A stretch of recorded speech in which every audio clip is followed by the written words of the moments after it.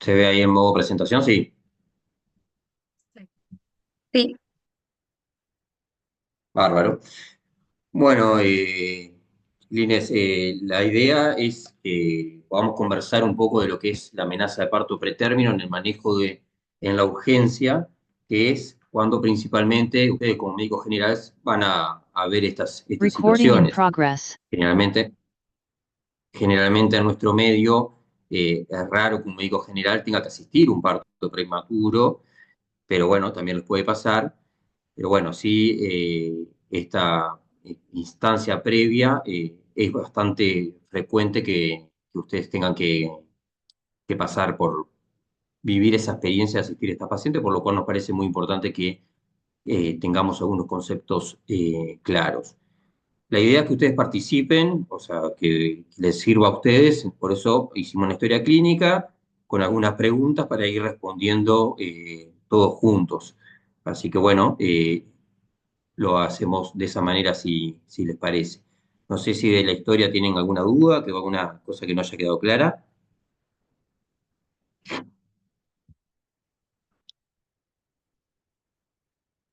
Bueno, asumo que no.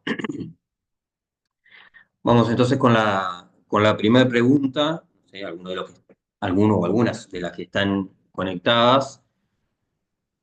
¿Cuál es el diagnóstico que realizaron en esta paciente, que realizan esta paciente?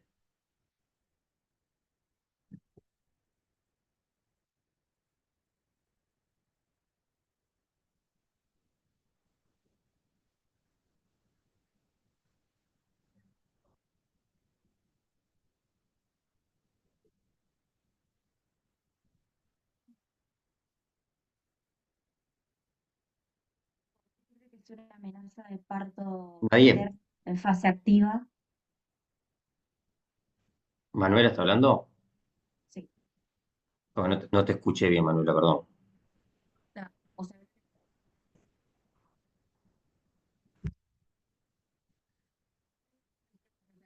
pero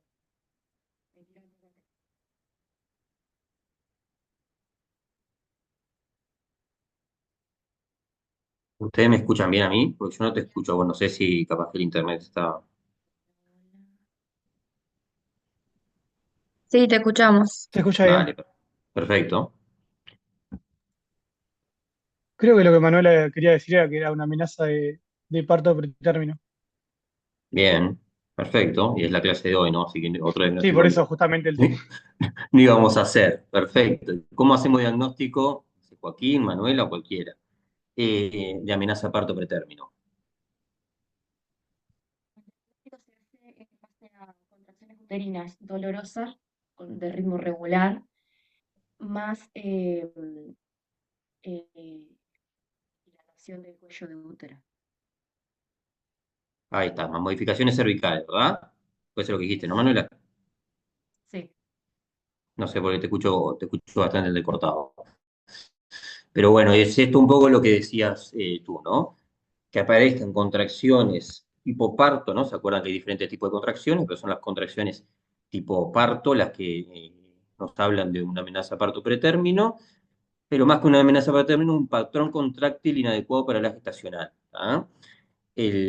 Cuando aparecen este tipo de contracciones antes de la semana 37, nosotros llamamos esto como un patrón contráctil inadecuado. No deberían aparecer este tipo de contracciones hasta después de la semana 37, obviamente. ¿Ah? Como ustedes saben, esto es un elemento de alarma obstétrico por todo lo que implica la prematurez para nosotros. ¿Ah? Entonces, cuando tenemos un patrón contráctil inadecuado para la gestacional, debemos ir a valorar cuáles son las modificaciones, ahí quedó mal, dice Eravica, no sé por qué puse Eravica, porque son modificaciones cervicales eh, que, eh, que tiene el cuello del útero, ¿verdad? Y cuáles son las modificaciones cervicales de la paciente. Y dependiendo de estas, si hacemos diagnóstico de amenaza de parto pretérmino, si hacemos un diagnóstico de trabajo de parto pretérmino, o si solamente tenemos un patrón contráctil inadecuado. ¿Saben o recuerdan cuál es el límite, o sea, el punto o la medida de las modificaciones para hablar de trabajo de parto o de una amenaza de parto pretérmino?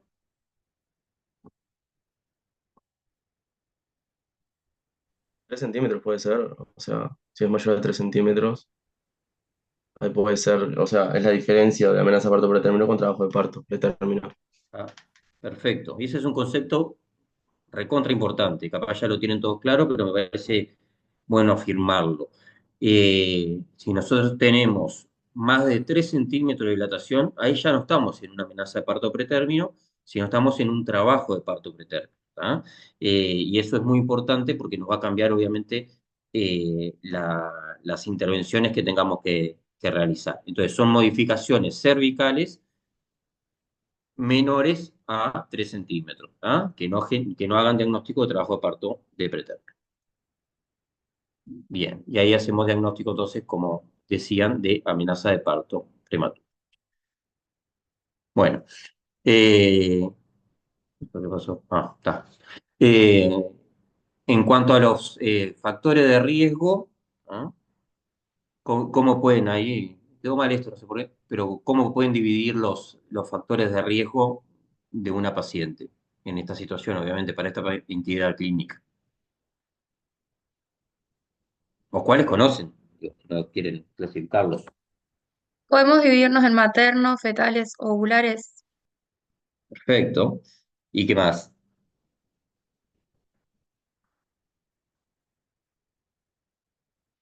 Y ambientales. Y ambientales. ¿Ah? Esos son los factores de riesgo que nosotros tenemos que investigar en una paciente que planteamos una amenaza de parto pretérmino. En realidad deberíamos plantearlo antes, ¿verdad? En el control de embarazo, ir a buscar esos factores de riesgo, si tiene algunos, para tomar medidas preventivas. Pero bueno, cuando tratamos una situación clínica de este tipo, eh, tenemos que ver para ver si hay algunos de estos factores de riesgo que sean modificables para que nosotros podamos valorar. ¿Qué factores de riesgo encontraron en la paciente? Digamos, la historia clínica. ¿Cuáles se encontraron? Como en lo materno, el estado nutricional, el índice de masa corporal bajo, está 1,75 y Perfecto. 48 kilos creo que era. Eh, las Sí, infecciones bucales, o sea, los focos sépticos, y la bien, constipación habitual, sí. Y la podría edad ser, no sé si me también. falta alguno. ¿Cuál? La edad, las edades extremas también son factores de riesgo. Que yo tenía 22, ¿no? No, no, no, no entendí lo que dijiste, Carolina. Ah, La edad, no se escucha. La edad Creo de que la paciente tiene creo, 22. la edad no es cuando es menor a 18 o mayor a 35. Sí, menor a 20, bueno, más de 35 es un factor de riesgo, ¿no? La adolescencia o la gestante mayor a 35 años.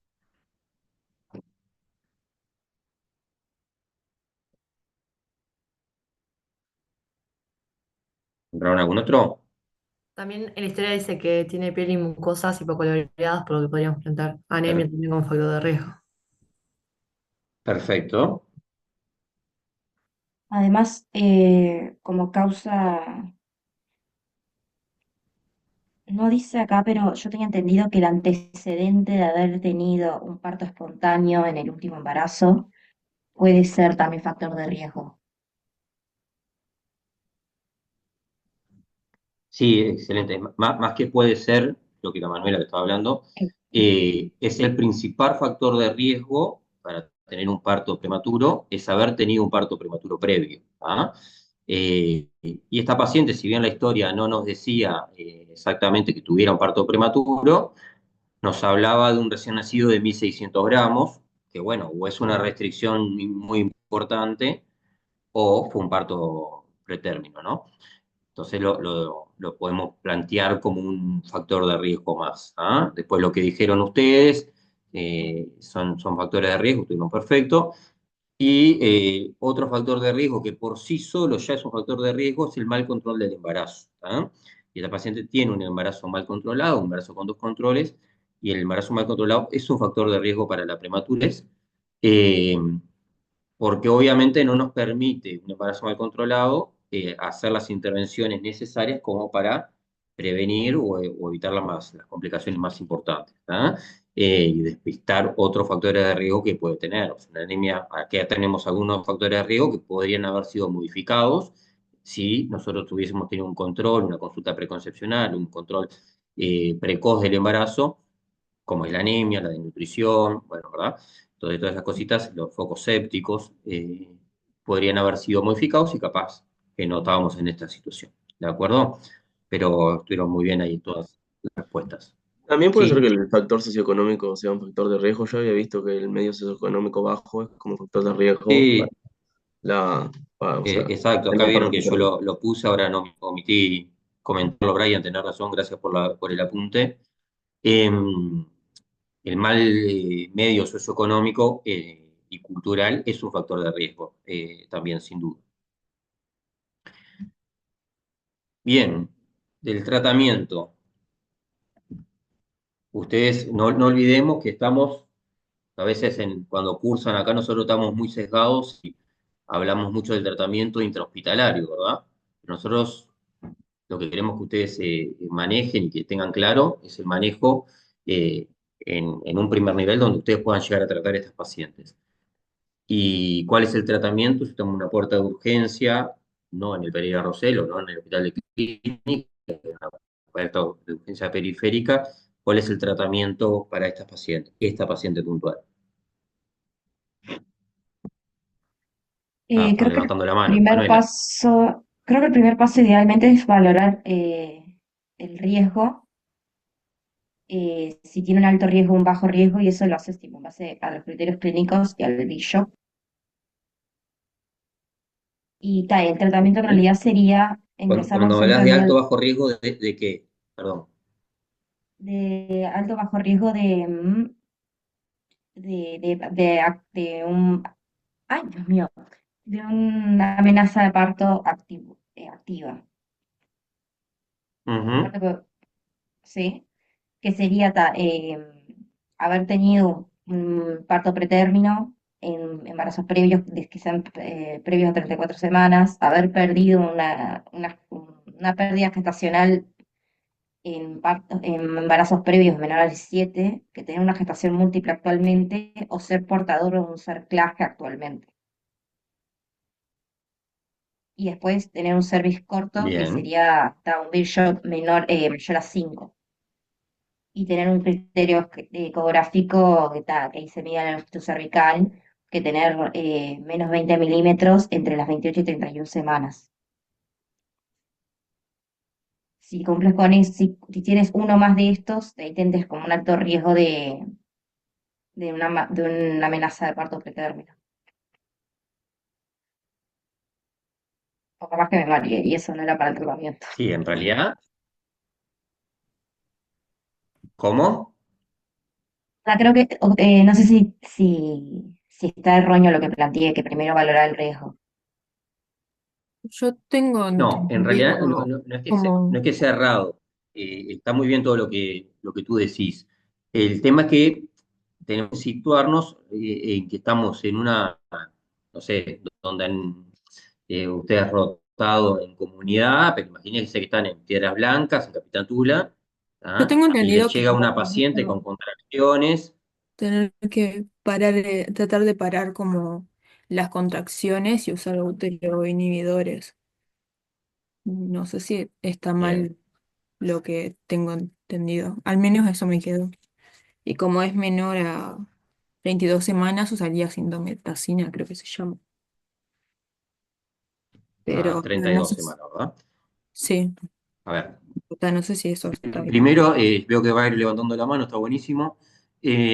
Primero, aclararle a la compañera, se me fue el nombre ahora, Marcela, eh, que lo que ella dice está muy bien, pero bueno, nosotros tenemos que ver en dónde estamos viendo a la paciente. Y esa valoración de riesgo, que ahí ya para eso precisamos ecografía, precisamos algún otro estudio, eh, es más para allá, para el resorte del especialista, ¿no?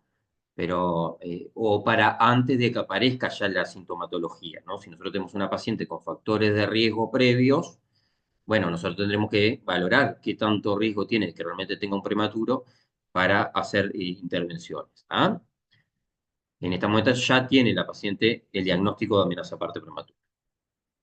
Eh, Brian creo que está levantando la mano. Sí, yo tenía como que en realidad las principales medidas que han tipo, demostrado disminuir la morbilidad neonatal es el ingreso a un CTI de tercer nivel, digamos, y la ¿Mm? modulación pulmonar fetal, que en este caso correspondería, siempre también teniendo en cuenta que la paciente tiene que estar en reposo, porque el reposo también lo que hace es disminuir como la intensidad de las contracciones uterinas. Es como lo primero, ver si va a CTI, reposo y maduración pulmonar, que en este caso también unido a uteroinhibición, como decía la compañera, justamente porque tiene menos de 32 semanas, 35, perdón. Bien, entonces, ¿qué hacemos con ella, Brian? O sea, vas a ver si tenemos un CTI de tercer nivel, primero le ingresás, le indicás reposo, empezás la uteroinhibición por la edad que tiene, o sea, Pero, yo tenía que, puede ser pero indometacina o acordate que estás en Capitán Tula vos. bueno, le ingresás ahí porque no vas a tener, no sé si tenés alguno cerca, capaz y empezás uteroinhibición y ¿Sabés dónde es Capitán Tula? no tengo idea. Ah, Piedras Blancas. Sí, Ah, estás en el, no sé, Cerro de Internación, pero O sea, hay que estás empezar. en la policlínica ahí que tiene una emergencia, no tiene cama de internación. y no puedes ¿Qué tienen que trasladar hacer? a un centro de tercer nivel Ahí mientras va. vas indicando Perfecto. uteroinhibición y maduración pulmonar. Exacto.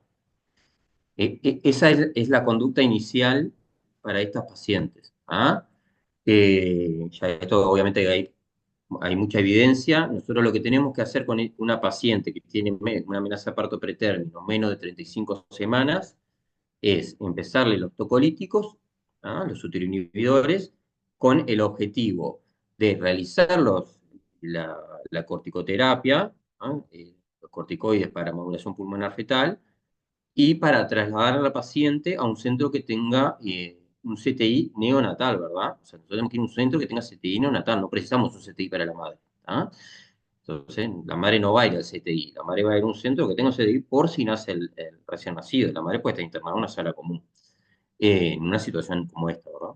Eh, entonces, los tocolíticos son importantes antes de las 34 semanas con esos dos objetivos, poder realizar los corticoides y trasladar a la paciente si es que no estamos en un centro que tenga eh, tercer nivel neonatal. Los corticoides es la medicación que nos va a permitir realizar la inducción de la maduración pulmonar fetal y disminuir otros riesgos como la hemorragia intraventricular, la enterocolitis necrotizante y el traslado, como decía. ¿Ah? Entonces, esas son las tres intervenciones que nosotros tendríamos que empezar a hacer si estamos en un centro de primer nivel, ¿tá? O de segundo nivel. Eh, ¿Qué tocolíticos conocen? Creo que fue Rocío que mencionó la indometacina, está muy La bien. nifedipina también, que esa es Y la nifedipina, perfecto, Manuela. nifedipina en caso de mayores a 32 semanas. No, la nifedipina la puedes hacer en cualquier momento del embarazo. ¿Ah? ¿Qué tenés que tener en cuenta con la nifedipina? ¿Cuál es la contraindicación? Baja la presión. En esos pacientes, en esas pacientes no se puede usar en pacientes que tengan una PA menor a 90 o 50 y en pacientes que tengan patologías cardíacas como insuficiencia cardíaca o que hayan tenido un infarto o que tengan estenosis aórtica. Perfecto. ¿Ah? Ahí tenemos contraindicada la nifedipina. Después, yo le diría que es un fármaco de elección para la uteroinhibición, porque es de fácil acceso, es vía oral, lo cual hace que sea sencilla su administración, estando en cualquier lado, y es bastante común, digo, es un fármaco que está generalmente en cualquier centro que estemos, nifedipina vía oral hay. ¿Ah? La indometacina es una buena opción también, como decían, para menos de 32 semanas. Después existen, perdón, otros fármacos, obviamente, el enoterol, el salbutamol, pero que ya tienen un patrón de seguridad no tan acorde como esto que estábamos mencionando. Entonces, si bien se usan, hay que tener otros cuidados, ¿no? Entonces, como concepto y como primera opción, creo que los que mencionaron están más que bien. ¿Ah? Después, los corticoides, alguien me dice que cuáles existen, la dosis. Está dexametasona y betametasona. Para un poquito, Manuela, que Leticia creo que había levantado la mano. Perdona, pero sí, participan los que quieren. Bueno, si se arrepintió de Leticia, dale Manuela nomás. Perdón, es que no sé si se usa al final levantar la mano o no, pero da. La dexametasona, yo Sí, tengo que son 6 miligramos intramuscular que se da cada 12 horas y en total se tiene que dar 4 dosis, o sea, serían como 48, 2 días sería. perfecto. Y ¿Qué la otro? betamethasona sería el doble, o sea, serían 12 miligramos, Ujú, pero se da cada 24 horas. Y en total se tendrán que dar 2 dosis. excelente. ¿Ah? ¿Y qué beneficios da la corticoterapia? Ya los dije, creo, pero para repetirlo, que es lo más importante.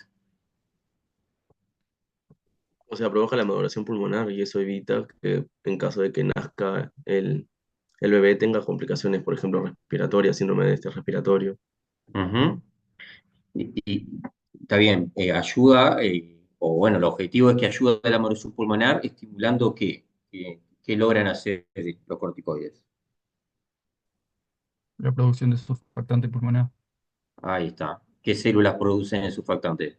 Neumocito de tipo 2 o el 1, no me acuerdo.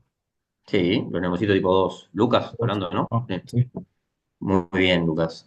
¿Y en qué semana del desarrollo embrionario, fetal en este caso, aparecen los neumocitos tipo 2 en los pulmones? Más o menos. Las 34 semanas. ¿Cuánto? 34. No, 32 no es, o 28 por ahí. 24. 24. 22. Ahí va. Pero a la las maduración se 28 puede hacer hasta semanas. los 34, ¿no?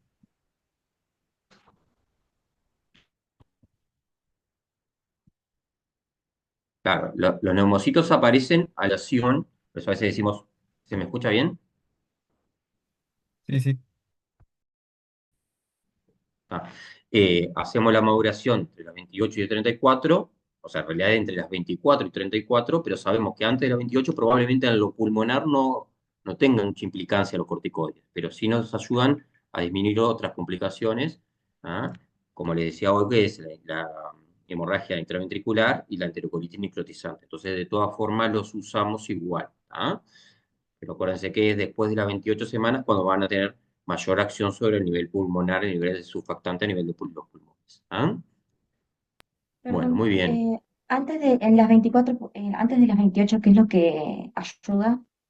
Que ahí no A se escuchó disminuir bien. la hemorragia intraventricular, ¿no? A nivel neurológico, y la enterocolitis necrotizante. Gracias. Bueno, pero resumiendo, estuvo muy bien todo lo que comentaron a nivel del tratamiento, en un primer nivel de atención, tocolíticos, empezar la maduración pulmonar y el traslado. ¿Ah? Y bueno, la conducta, la foto debería aparecer después, pero la conducta, como ya dijeron, es trasladar la paciente a un centro que cuente con tercer nivel de atención neonatal. Guillermina. Buenas, tenía una consulta de la corticoterapia, em, Sí, de la indicación, o sea, en cuanto a las fechas, porque en todos lados dice como, bueno, que menor a 35, 34 semanas, sí, eh, conjunto a la inhibición, que nada, es como el fin de de los tocolíticos, pero después de las 35 semanas hasta las 37, que sigue siendo un pretérmino. Se beneficia igualmente de la corticoterapia, pero sin la autoinhibición. No sé si me explico bien. sí, te explicaste. No, ¿ah? Eso fue algo bastante discutido en el último tiempo, donde incluso se empezó a madurar pacientes con más de 37 semanas que iban a tener una cesárea, pero eso se vio que tiene efectos secundarios sobre el desarrollo neurológico ya del niño, ¿no? O sea, a largo plazo, y no cambia tanto los resultados neonatales. Entonces, eh, siempre hay que discutirlo con la neonatología esto, obviamente, pero formalmente hasta las 34 semanas se madura, posteriormente no. Bien, muchas gracias. Está, porque lo había leído en algo de un consenso un paper de un consenso uruguayo, pero claro, o sea, no en las guías internacionales, entonces no Claro, sabía bueno, cómo con cuál quedarnos. no, y que es una pregunta que tiene lugar porque es algo que ha cambiado bastante en este último, los últimos, bueno, vieron que medicina todo el tiempo está cambiando, pero la maduración es algo que siempre se está revisando, porque ya le digo, incluso se repetía mucho la maduración, si tenías una amenaza de parto pretérmino a las 26 se maduraba, a las 28, a las 32 se maduraba, hoy ya se vio que eso no tiene más efectos secundarios, efectos eh, contraproducentes que beneficios, entonces se es mucho más celoso con la maduración y la maduración posterior a las 35 semanas lo mismo, Perfecto, entonces, ¿hasta la 34 o hasta la 35? 34. 34, buenísimo, Claro, gracias. cuando hablamos de 34, es 34 más 6 días, ¿no? Cumple Está 35 ya bien. no madura. Hasta 34 y 6. Bien, perfecto. Exacto. Gracias. No era, no sé Tengo una si, duda sobre esto de la maduración que planteó Guillermina. sí. Entonces, entonces, tipo, de la 34 a la 36 más 6 ya no se hace eso de, por ejemplo, si no recibió previamente se le da corticoides. Eso ya no corre. Sí, Porque yo tenía, sí, sí, cuando sí, corre. cursé, de que del 34 a las 36 más 6 si no había recibido previamente corticoides, se les daba. Ahora ya no corre eso. Ah, 36. No, no, Claro, eso ya no va más. Bien, no gracias. sé. Como regla general, no. Podrá haber algún caso puntual que se haga, pero no, no como regla general. Ah, gracias. De nada. Bueno, las consultas que tienen es algo sobre corticoterapia, Julieta o Brian, o quieren hacer un comentario de eso. Sí, en realidad lo mío era una consulta de eso y otro aporte en realidad. O sea, si tienen menos de 35 semanas, uterinhibimos y maduramos. Si tiene más de 35, básicamente dejamos que siga su curso, ¿no? En Sí, resumen. Bien. Y lo sí. otro que iba a decir, en este caso, ¿esta paciente tendría indicación también de neuroprotección con sulfato de magnesio porque tiene 27 semanas? Bueno, viene más adelante. Ah, ok. Yo, Dale. perdón, yo tenía una duda de la maduración pulmonar también, porque en la guía de 2024, que hay una guía de embarazo, aparece como la maduración pulmonar hasta las 33 más 6 y en las anteriores hasta las 34 más 6. No sé cuál sería. Sí. Está bien. Si uno va a leer maduración pulmonar, en todas las guías internacionales se habla de las 33 más 6. ¿Ah? En nuestro medio lo hacemos hasta las 34. Eso va un poco siempre a valorarlo con el servicio neonatal que tengamos, ¿verdad? Eh, pero sí es real que las guías internacionales y que las guías nuestras se basan en esas, hablan de 33 más 6. ¿No? Eso es verdad lo que comentas tú. Pero, digamos, en Uruguay entonces el protocolo que está vigente es de 34 más 6 o de 33 más 6. Lo hacemos hasta las 34, Bien, perfecto. Gracias. ¿no? Por favor. Bien, bueno, avanzamos entonces. Para clínica, deme un segundito, Chilina.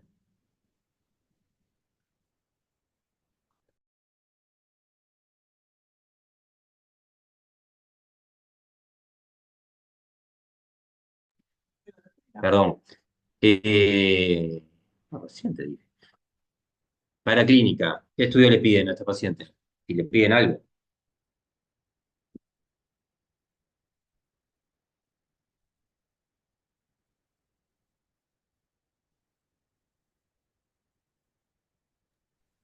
En realidad, para el diagnóstico es clínico. Perfecto. A esta paciente, por ejemplo, le podríamos pedir un hemograma porque pensamos que puede tener anemia. Eh, Parámetros de infección también capaz. Bien. ¿Qué más? No se pide también examen de orina como para valorar, o sea, no tiene síntomas, pero para valorar si tiene infección urinaria, exudado vaginal, y examen bucofaringio también, como todo para descartar infecciones. Y en realidad, me queda la duda de que acá el diagnóstico es clínico, pero ¿le pedirías eco igual como para confirmar, digamos? Porque vos ya en realidad con el examen físico viste que tiene dilatación. O sea, la eco como que aporta, pero si vos ya haces el diagnóstico clínico, ¿la pedirías igual? Bien. Eh, lo que dijeron, creo que Yelitza y Brian está muy bien, ¿tá? El diagnóstico es clínico. Nosotros, para hacer diagnóstico de esto y empezar el tratamiento, sobre todo pensando que estamos en un primer nivel de atención, en una policlínica periférica, o que fuimos con una móvil a ver a una paciente al domicilio, no precisamos nada más. Nosotros a esta paciente la vamos a derivar, uteroinhibimos, si tenemos corticoide para empezarlo, buenísimo, ya lo empezamos, y la trasladamos. Ahí va a terminar nuestra acción. En cuanto a la paraclínica, para eso no precisamos nada, ¿tá? Pero está bien. Después nosotros, si tenemos la posibilidad de pedirle paraclínica, le vamos a pedir para hacer una valoración general de la paciente, obviamente actualizar rutinas si es necesario, ¿tá? Una paciente que tiene una anemia clínica, le voy a confirmar la anemia con, con el hemograma y después valorar las posibles causas infecciosas, perdón, de la amenaza de parto pretérmino, ¿no? Y para eso tengo que valorar si hay una infección urinaria, ¿ah? Tengo que valorar si hay una infección genital baja como causa etiológica. Para la infección genital baja muchas veces no pedimos el exudado, es una valoración más clínica, pero bueno, en algún lugar, alguna paciente puede tener su lugar. Eh, Y bueno, lo bucofaringeo, que es el examen clínico también, ¿no? No hay ninguna paraclínica para pedir con respecto a eso. Entonces, la paraclínica sería de valoración general y descartar lo infeccioso. En cuanto a la ecografía tiene su lugar en la amenaza de parto pretérmino, ¿ah? Pero no como una valoración inicial eh, en primer nivel, ¿no? La paraclínica tiene dos funciones principales. Una es valorar el peso fetal estimado, ¿ah? Como un parámetro de valoración de riesgo y de pronóstico neonatal, ¿ah? No es lo mismo, obviamente, que yo tenga un recién nacido de 900 gramos que de 1200. Para los neonatólogos es distinto, entonces para eso tiene un rol. Y lo otro es para valorar la longitud cervical.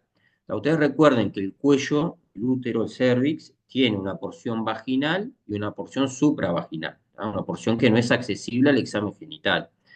Entonces nosotros la examinamos a la paciente y vemos que tiene un cuello de 1,5 centímetros, pero capaz que el cuello, de la totalidad del cuello, mide 3 centímetros. Y eso puede llegar a cambiar un poco el manejo de la amenaza parto pretérmino cuando ya estamos en un centro con un control de por lo menos segundo nivel materno, ¿no? Que es ginecología.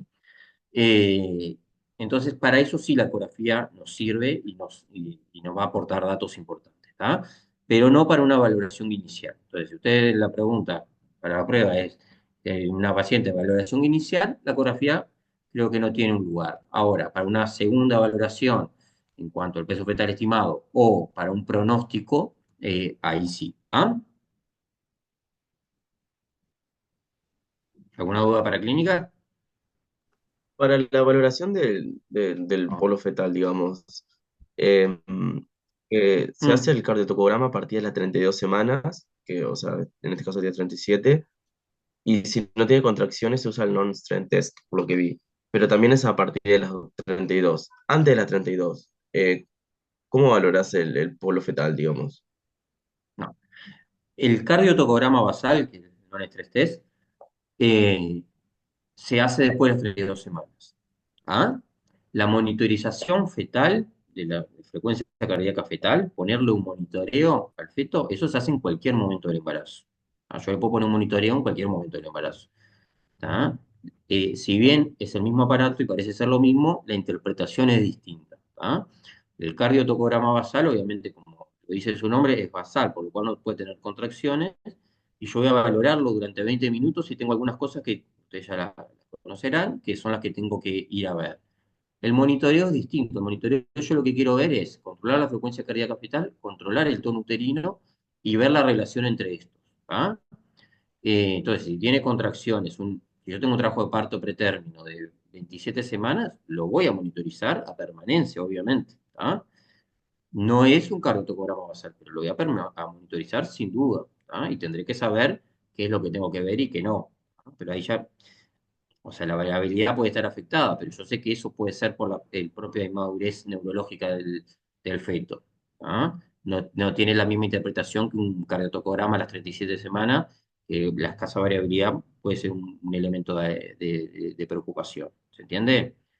¿Ah? Entonces, si tiene contracciones, yo voy a valorar si la frecuencia cardíaca disminuye, si asciende, si no, si tiene taquicardia, si tiene bradicardia, y voy a actuar en consecuencia. ¿Ah? Entonces, perfectamente lo voy a monitorizar. ¿Ah? ¿Por qué yo no se lo mencioné? Porque obviamente de eso estamos hablando de que ya estamos en un centro que no era la policlínica periférica que, la cual estaba la paciente, ustedes estaban viendo a la paciente, ¿no? De la historia. Pero sí, sí, monitorizar se monitoriza igual. Ah, muchas gracias, ya se entendió, sí. Bárbaro. Una Bien, pregunta. dísimo. ¿La fibronectina fetal se puede pedir? Bueno, la fibronectina como tal no se pide, se puede pedir, pero no se pide. Hoy en día existen estudios inmunocromatográficos que valoran algunas sustancias amnióticas, o la microglobulina tipo 1, ¿tá? O un factor de crecimiento similar a insulina, que son sustancias que están en el líquido amniótico, que valorando eso nos te establece un riesgo de parto pretérmino. ¿Tá? Entonces, en algunos pacientes nosotros los utilizamos esos test que tienen una lógica similar a la fibronectina, ¿no? Pero mostraron mejor sensibilidad diagnóstica. Entonces, utilizamos esos test en algunos pacientes para ver, en realidad tienen una lógica para ver qué paciente realmente la voy a dejar internada, le voy a indicar la maduración, le voy a hacer todo, ¿no? Es más para esa lógica porque tienen una falsa un valor predictivo negativo bastante elevado. O sea, si te da negativo el test, vos estás seguro o casi seguro que no vas a tener nacimiento en las próximas 2 semanas. ¿Ah? Entonces, para eso nos sirve. ¿Se acuerdan que, como decíamos, la maduración cada vez intentamos no hacerla tan seguido? Entonces, ahí tenemos que valorar bien a qué paciente vamos a madurar, ¿ah? Para no tener su efecto máximo entre 1 y 2 semanas. Entonces, después de eso, el efecto disminuye. Entonces, para ver bien eso, los utilizamos estos test. Pero ya le digo, algo mucho más específico de la especialidad, ¿no? Como médico general, uno no pretende que ustedes, que si lo saben, buenísimo, pero no pretende que ustedes sepan la utilización de estos test que son mucho más específicos, ¿no? Y nadie le va a pedir que ustedes soliciten un test de estos. Sí que sepan que existen y bueno, que eso es una herramienta más para valorar qué caso, pero en realidad es para eso, es para valorar más qué caso trato y qué caso no trato ante una situación similar. ¿Ah? Complicación, no, ya le puse la respuesta, pero bueno, la complicación más importante es la prematurez, obviamente, ¿no? ¿Ah? La prematurez, ustedes saben que es la principal causa de mortalidad neonatal, ¿no? Es para los neonatólogos un verdadero problema y para nosotros, los obstetras, el intentar evitarla es, le diría que lo que más nos quita el sueño.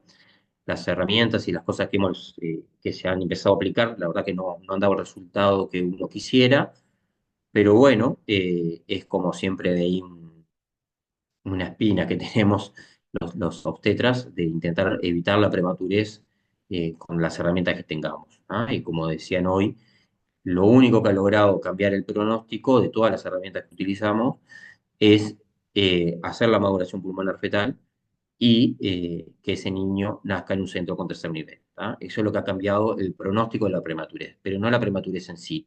La prematurez sigue siendo el 10% de hace muchísimos años y bueno, y ya les digo, la medida que hemos tomado no han bajado ese 10%, por eso hoy en día, desde el punto de vista obstétrico, se habla mucho más de ver qué paciente realmente requiere el tratamiento, mucho más que intentemos evitar la prematurez. Debemos tratar bien, más que, y no tratar de más que evitar ese 10% o bajar ese 10% que no se ha logrado.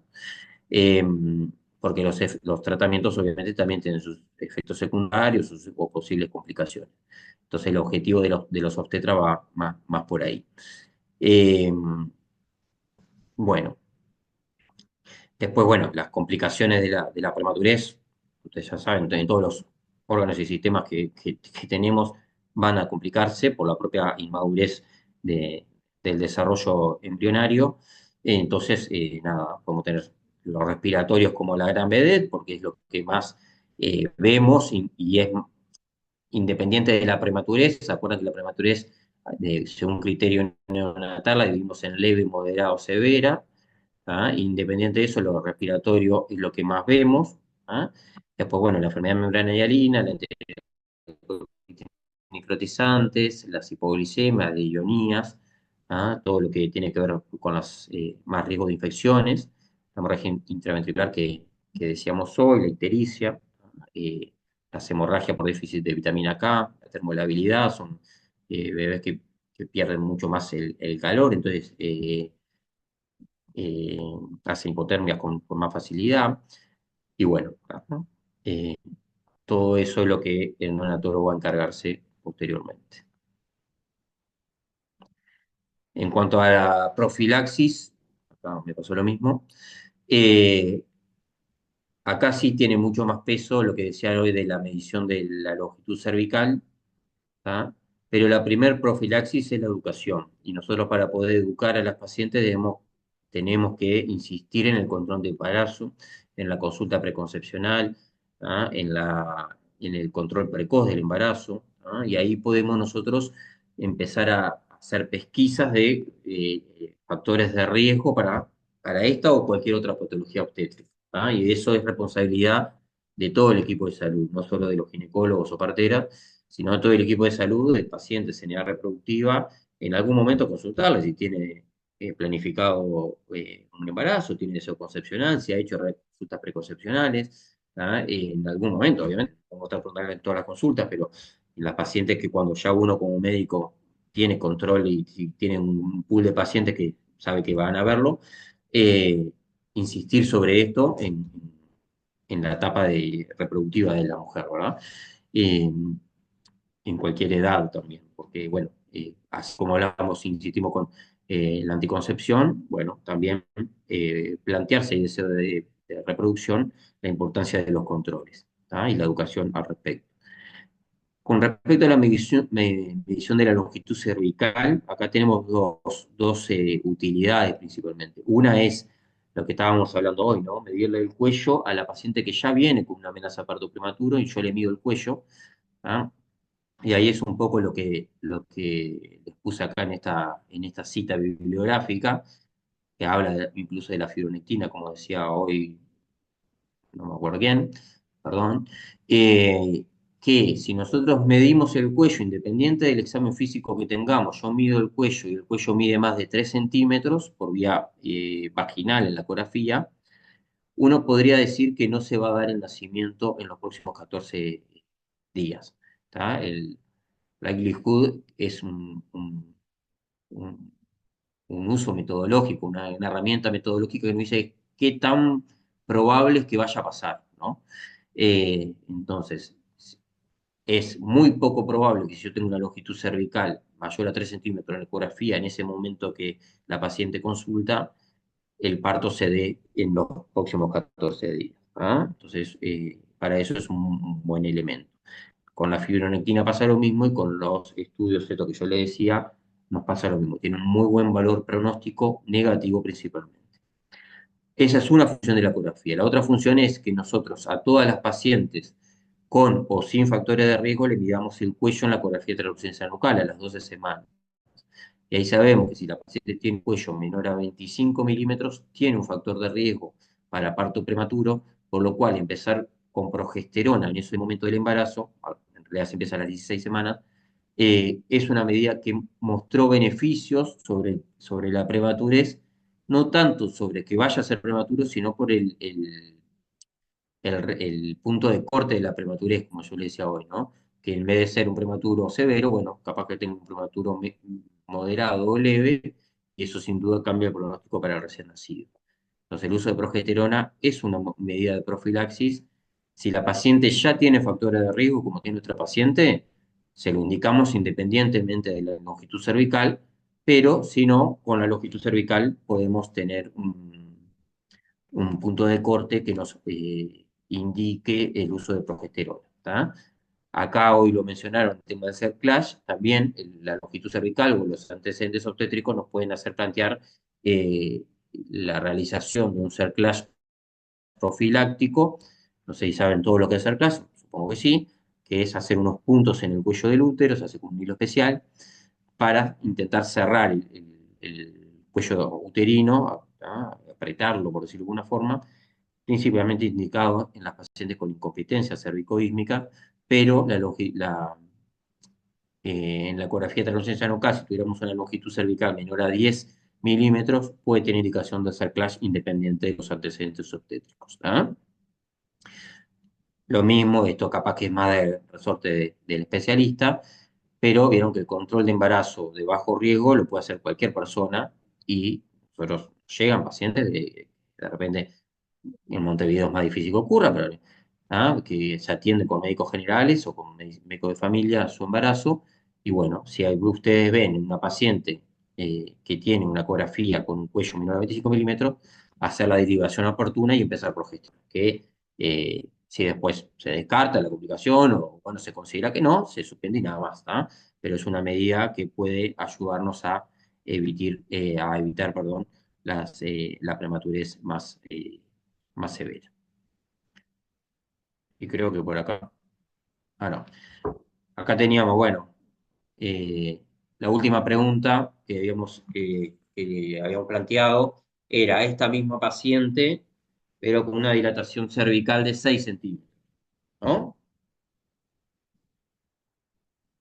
Misma paciente todo, llega a la policlínica, pero en vez de tener 2 centímetros de dilatación, tiene 6 centímetros de dilatación.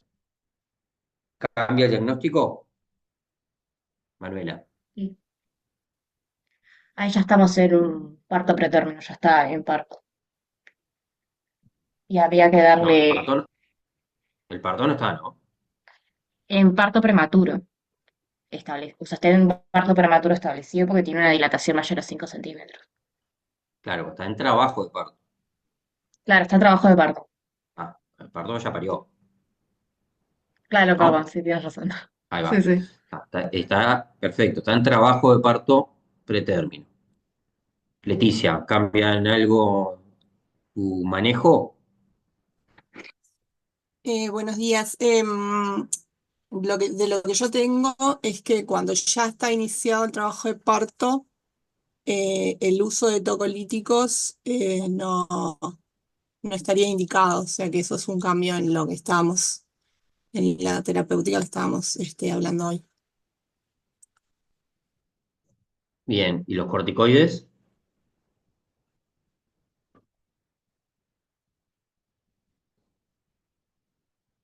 ¿Hacemos corticoides? ¿Sí o no? Nos tendríamos el suficiente tiempo como para hacerlo, considerando que es un parto inminente, que es un parto inminente. Lo que sería de utilidad acá es el sulfato de Brian, magnesio. levantando la mano. Sí, iba a decir eso, que en realidad, o sea, primero que nada, profilaxis por infección de estreptococo del grupo B se hace si está en trabajo de parto, que lo haces con penicilina, o ampicilina lo puedes hacer también, y el sulfato de magnesio en este caso porque tiene un parto inminente, digamos, y tienes que hacer una neuroprotección. Ujú. Respecto a lo de la modulación pulmonar, no sé si se hace en trabajo de parto o no, la verdad. Bien. Es muy importante esto que dijo Brian, ¿no? En esta paciente que ya está en trabajo de parto, nosotros tenemos que empezar a hacer profilaxis para estrepto grupo B. ¿Se acuerdan que las indicaciones son aquellas pacientes que tienen estrepto grupo B diagnosticado en el exudado rectovaginal o en una infección urinaria, en un cultivo, ¿verdad?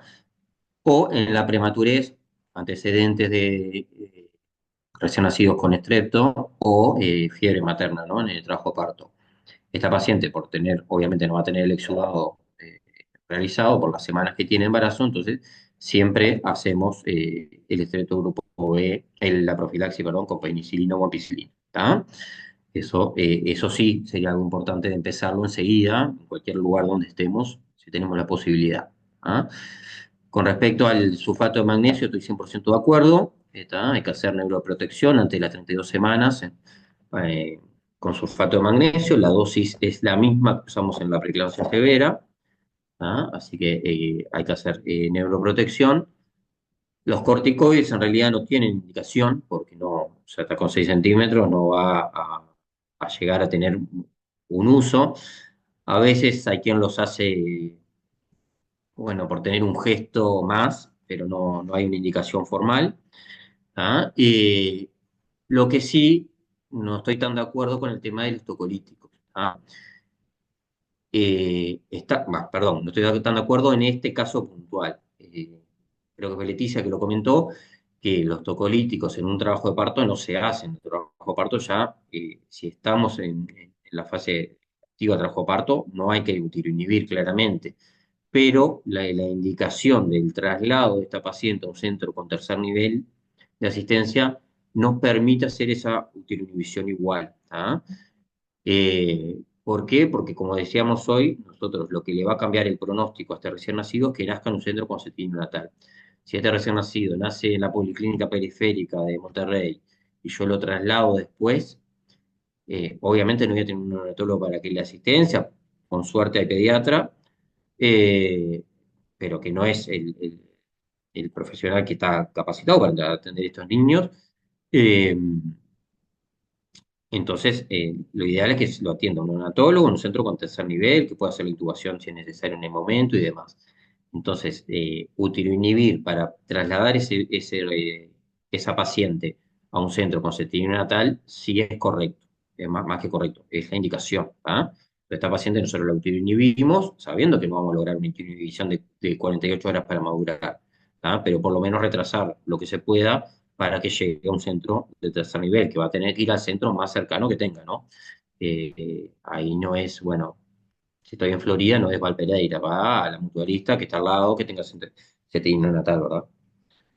Pero para eso sí se utiliniza. Cuando llega al centro se suspende la utilización y que progrese al trabajo parto. ¿Ah? Solamente para el traslado. Agustín. Buenas tardes. Tengo una pregunta con respecto a la profilaxis del estrepto grupo B. En caso de que sea ¿Que sea em, qué, perdón? en caso de que sea una amenaza, ¿no? De parto y Mm. no sea un trabajo de parto, le haces el independiente de la edad gestacional, por si llega a llegar a término, ¿no? ¿No le haces el exudado para pesquisar si tiene o no? Porque ahí por lo menos le haces una profilaxis respaldado de eso. Claro, lo que pasa es que sí, sí, si vos, ahí lo que pasa es que en el planteo tuyo tiene que haber yugulado la PP, ¿no? Claro, o sea, le pesquisarías el estrepto por si llega a trabajo de parto. En el momento, Vos tenés una amenaza, ¿no? De parto sí, preterm, como en la historia anterior. sí. En esa situación, en esa paciente. No, con esa paciente yo no le voy a empezar. Vos decís pesquisarle ahí para por si avanza. Claro, digo pesquisarle ahí por si llega a avanzar. ¿Tá? Eso no es una práctica que nosotros hagamos, porque en realidad, si, o sea, vieron que el estrepto grupo B cumple ciclo entre 4 y 6 semanas, ¿no? Entonces, y el resultado del exudado te va a demorar 7 días, entonces vos no vas a tener el resultado si te nace en los próximos días. ¿Se entiende? Y si sigue avanzando el embarazo, ya estoy en otra situación clínica. Bueno,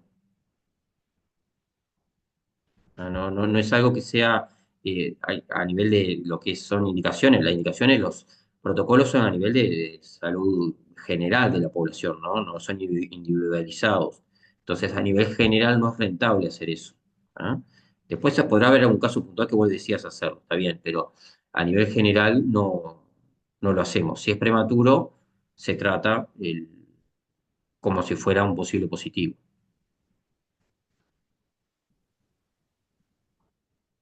Bien, gracias. ¿No? Bueno, esto es un poco lo que veníamos hablando, ¿no? Si tenemos una paciente que está en trabajo de parto de pretérmino, ¿no? Ahí ya estamos en trabajo de parto de pretérmino, como decían hoy, ¿ah? Ahí vamos a tener que hacer el control del trabajo de parto, va a ser un trabajo de parto de alto riesgo por la prematurez, ¿ah? La monitorización, como decíamos hoy, no es que yo le hago un cardiotocograma basal, lo monitorizo a permanencia para controlar la salud fetal, porque si hay una alteración de salud fetal, yo tengo que hacer una cesárea. Y es un feto que tiene más riesgo de tener una alteración de la salud fetal, una sospecha de hipoxia fetal intraútero, por la propia prematurez. Entonces lo voy a monitorizar a permanencia.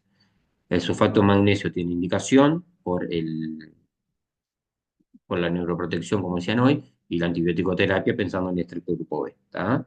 Yo ahí le fui poniendo las citas y después, si las quieren, se las puedo pasar mejor, porque obviamente todo esto es basado en evidencia, ¿no? Ni que hablar.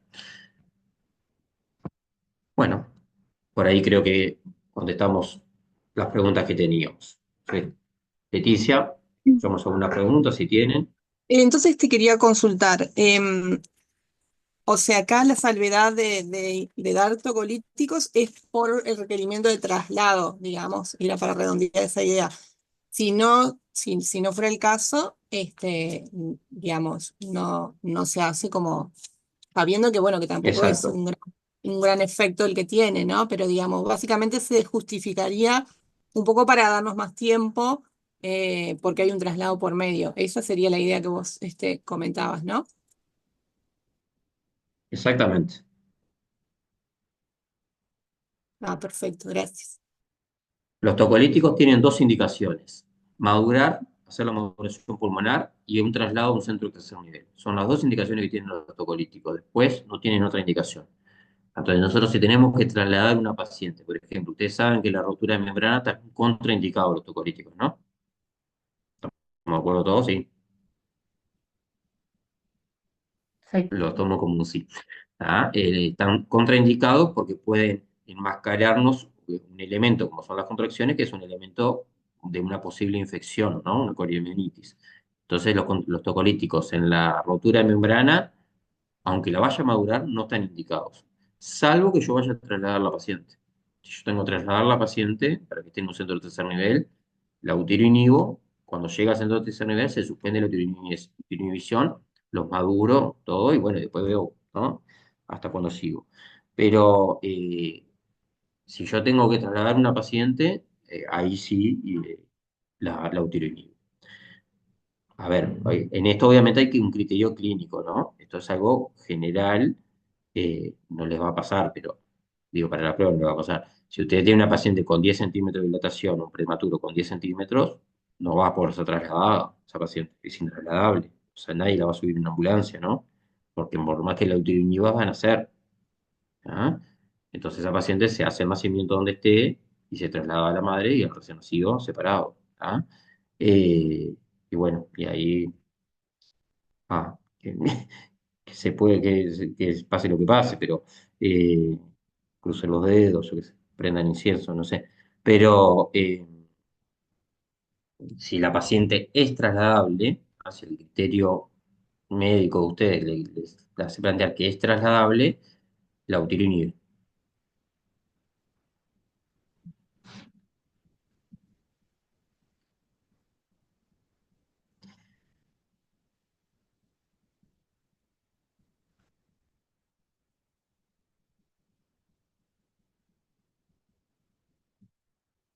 Bueno, no sé si hay alguna otra pregunta, chiquilines, chiquilinas. Hola, te hago una consulta. Para la maduración pulmonar fetal, ¿cuánto sería el tiempo de acción desde que se da la primera dosis para que tenga un efecto, digamos? Bueno, bien. Se habla entre las 18 y 24 horas empieza el efecto. ¿Ah? Eh, Tiene un pico máximo alrededor de los 7 días y después de los 14 días empieza a disminuir. ¿Ah? Eso es lo que se habla. Hay algunos trabajos que dicen que allá de las 6 horas empieza a haber beneficio. Por eso, lo que yo les decía, a veces, por más que estés trasladando a una paciente, iniciando el trabajo de parto, a veces le empezás la maduración, porque si, bueno, si algo beneficia, mejor. Pero es mínimo, ¿no? O sea, empieza a verse algún beneficio después de ese momento. Bien, gracias. De nada.